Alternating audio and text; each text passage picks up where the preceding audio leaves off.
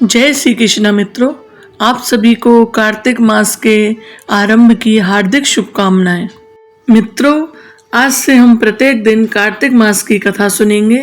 हमारे चैनल को यदि आपने सब्सक्राइब नहीं किया हो तो कृपया कर चैनल को सब्सक्राइब जरूर कर लें। आज के इस वीडियो में हम सुनेंगे कार्तिक मास की कथा का पहला अध्याय और अंत में तुलसी माता की आरती। तो आप वीडियो में अंत तक बने रहिए। अथा कार्तिक महात्म्य श्री पद्म पुराण में वर्णित पहला अध्याय। कार्तिक की महिमा बड़ी कहे सूद विद्वान, शौनकादिक ऋषि सुनो श्री कृष्ण दे रहे ज्ञान।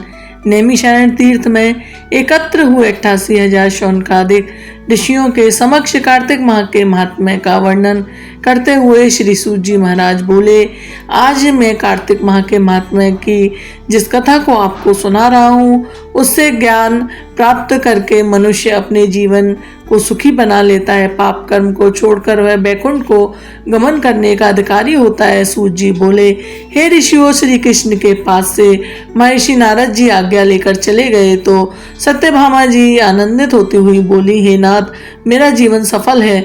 मैं आप जैसे विश्व वंदित पति को प्राप्त कर कृतार्थ हुई। मेरे माता पिता धन्य हैं जिन्होंने मुझे जन्म दिया।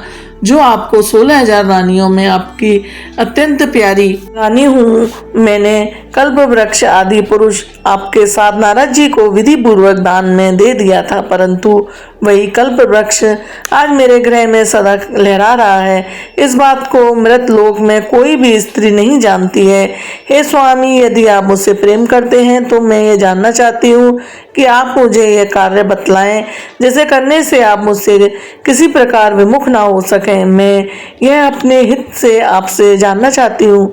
सूत जी कहने लगे, हे ऋषियों, सत्यभामा के ऐसे वचनों को सुनकर श्री कृष्ण जी हंसने लगे। उन्होंने विलास भाव से सत्यभामा की मां पकड़ ली और उसे कल्प वृक्ष के नीचे ले गए। वहां प्रेम भाव से कहने लगे, प्रिय, 16 सहस्त्र रानियों में तुम प्राणों की तरह प्रिय हो और तुम्हारे कारण ही मेरा देवताओं तथा देवराज इंद्र से भी विरोध हुआ। सूत जी बोले, यह विरोध इस बात पर हुआ था कि एक दिन श्री कृष्ण सत्यभामा सहित गरुड़ पर सवार हो जब इंद्रलोक में जा पहुंचे और वहां सत्यभामा की इच्छा पूर्ति हेतु इंद्र से कल्प वृक्ष मांगा। इंद्र के ना देने पर गरुड़ और इंद्र का घोर युद्ध हुआ। गौलोक में गौ और गरुड़ के मध्य होने वाले इस युद्ध में गरुड़ की चोंच से गौओं के कान और पूंछ कटने से जहां जहां रुधिर गिरा वहां उनके कान से तमाकू और रुधिर से मेहंदी की उत्पत्ति हुई। गरुड़ के पंख जहां गिरे वहां से गोभी की उत्पत्ति हुई और इसी कारण इन वस्तुओं का सेवन मोक्ष की प्राप्ति नहीं देने देता।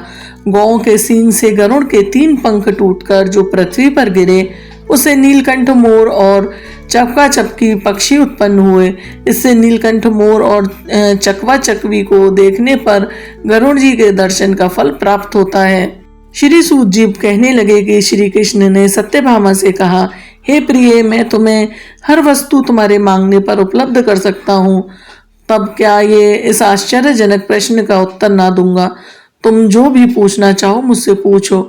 तब सत्यभामा ने कहा, हे स्वामी, आप मुझे बताएं कि पूर्व जन्म में मैं किस की पुत्री थी, मेरा स्वभाव कैसा था, मैं कौन से दान तप व्रत आदि शुभ कार्य किए जिससे मैं आपको अर्धांगिनी के रूप में प्राप्त हुई। श्री कृष्ण बोले, हे प्रिय, मैं तुम्हें यह सब वृतांत कहता हूँ, तुम ध्यान पूर्वक सुनो। पूर्व समय में सतयुग के अंत में मायापुरी नामक स्थान में देव शर्मा नामक अत्रि गोत्र में उत्पन्न एक ब्राह्मण निवास करता था। वह सब वेदों का नित्य पाठ हवन और सूर्य देव की पूजा किया करता था। इसी कारण वह सूर्य की भांति तेज वाला था। उसके वृद्धावस्था में गुणवती नामक कन्या पैदा हुई। विवाह योग्य होने पर उस पत्नीहीन ब्राह्मण ने अपनी कन्या का विवाह अपने शिष्य चंद्र शर्मा के साथ कर दिया। चंद्र शर्मा अपनी भार्या गुणवती के साथ अपने ससुर की कुटी पर रहने लगा। एक समय दोनों ससुर जमाता कुश तथा समिधा लेने के लिए हिमालय की तलहटी पे पहुंच गए। वहां उन्होंने अपने सामने एक भयानक राक्षस को पाया तो भय से उनके शरीर शिथिल हो गए। उनमें वहां से भागने की शक्ति न रही। इस कल्याण रूपी राक्षस ने उन दोनों को मार डाला। धर्म हत्या के कारण तथा सूर्य पूजक होने से दोनों को मेरे पार्षद बैकुंठ लोक ले गए, क्योंकि शिव, गणेश, सूर्य देवी और विष्णु की उपासना पूजा करने वाले सभी धर्मात्मा व्यक्ति स्वर्ग की प्राप्ति करते हैं। मैं अलग होता हुआ भी काल और कर्मों के भेद से पांचों रूप में व्याप्त हूँ। वे दोनों तेजस्वी मेरे रूप को धारण कर विमान पर चढ़कर मेरे लोक में रहकर दिव्य भोगों को भोगने लगे। जय जय तुलसी माता मैया, जय तुलसी माता, सब जन सुख की दाता, सब जन सुख की दाता, हो तुम वरदाता। ओम जय तुलसी माता। सब योगों के ऊपर, सब रोगों के ऊपर मैया, सब रोगों के ऊपर रोज से रक्षा करके, रोज से रक्षा करके भव भावन त्राता। ओम जय तुलसी माता। बटोपन है श्यामा, सुरबल्ली है ग्राम्या मैया, सुरबल्ली है ग्राम्या।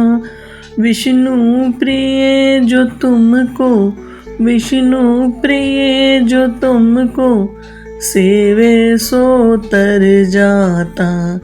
जय जय तुलसी माता। हरि के शीश विराजत, त्रिभुवन से वंदित मैया, त्रिभुवन से वंदित। पतित जनों की तारिणी, पतित जनों की तारिणी, तुम हो विख्याता। जय जय तुलसी माता। लेकर जन्म बिजन में आई, दिव्य भवन में आई, ओ मैया दिव्य भवन में आई। मानव लोक तुम्ही से, मानव लोक तुम्ही से, सुख संपत्ति पाता। जय जय तुलसा माता। हरि को तुम अति प्यारी, श्याम वर्ण सुकुमारी मैया, श्याम वर्ण सुकुमारी। प्रेम अजब है उनका, तुमसे कैसा नाता। मैया जय तुलसा माता। बोलो तुलसी महारानी की जय।